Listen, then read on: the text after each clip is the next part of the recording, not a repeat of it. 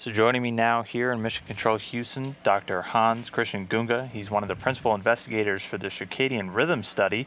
It's taking place right now as we speak on board the International Space Station. Japanese astronaut Koichi Wakata is engaged in it. Dr. Gunga, thanks so much for being here today. Really appreciate it. And first, start me off real quick. What is this Circadian Rhythm study? Why are we doing it on board the International Space Station?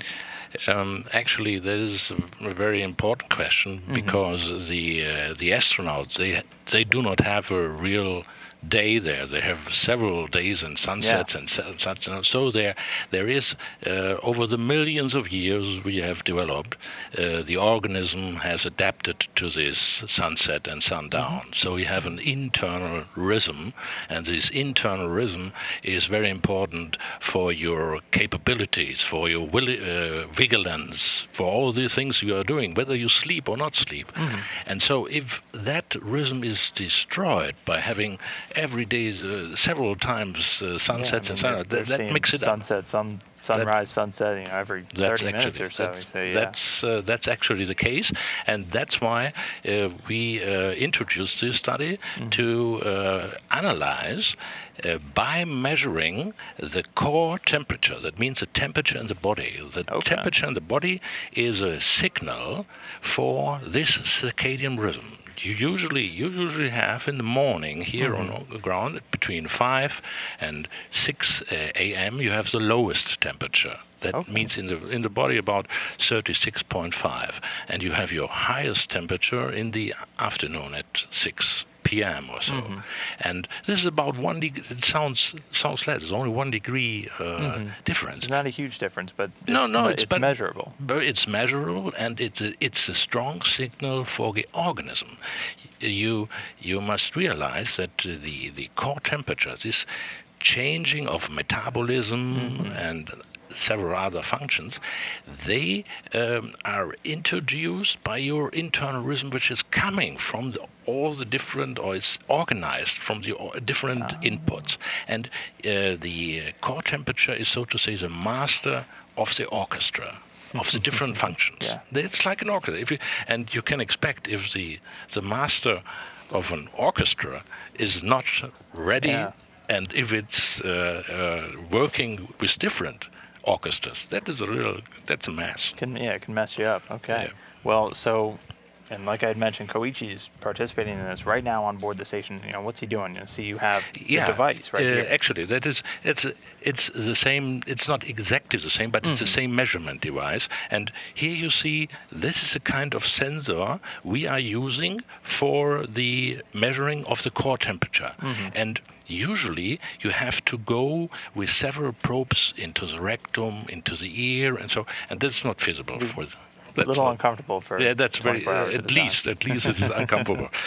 But this is a new type of sensor. It's actually not measuring the temperature, but it is measuring the heat flux from. For example, he's placing that on your front, and there's it fixed for 36 hours. And here inside you have two sensors, and one sensor is measuring the heat coming from your front, going to the first sensor, and then going to a certain material, and then coming to the next sensor. And this heat flux represents in some way your body core temperature, especially on the kind of an indirect way of measuring that. It's an indirect way which is has to be transformed by certain algorithms to get the core temperature profile. That's what we need. All right. And that's later on. That is stored then on these devices, and we get the data down several weeks later. And we do this measurement not only on one time, but in the early beginning, and then every month at least, so that we can see whether there is a change in this curve of the core temperature. And we expect that the amplitude, so to say, how the delta between normally, that is reduced due to certain facts. Okay. Well, so what are you guys really hoping to find out and almost solve? So that's one of the main points we would like to look at. When in the mission we have certain rhythms, and whether you have the same rhythm as I have. So it's not clear who is more disturbed by this kind of circadian rhythm changes and the others. So this gives you an example and gives you some hints about the capabilities of the different subjects, and at least it's important, for our opinion, for really long-term space flights. And we have to look at methods and at technologies probably to keep that rhythm, and that can be done by special lights or by very structured meals or so, very structured day. Then you can have some inputs, and we are working on that. But that is so to say the terrestrial part. There's also the space part. We have also a terrestrial, because this is now just in the last year we had several measurements in the German Heart Center for heart transplantation, because these people, they have not a high temperature, they get very low. They had a body temperature at 16 or 15 degrees, so they are very, very low they are waiting for the heart.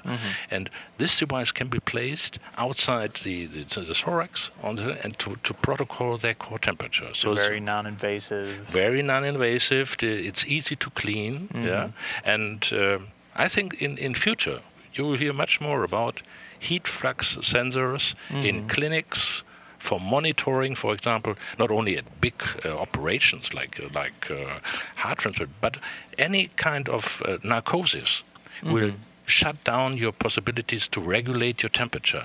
And so you probably after you get hypothermic, because your body do not react. And this can be protocoled by this temperature. And so there's a direct clinical application of this method, which we designed for space. So, I mean, and that really is an amazing, Earth example of just technology developed to find out why astronauts can't sleep, and now it could do something like. I mean, it's amazing how it can transfer. We are very happy that this could be transferred to it, and looking forward about the results. All right. Well, again, Dr. Hans Christian Gunga, one of the principal investigators for the Circadian Rhythms study.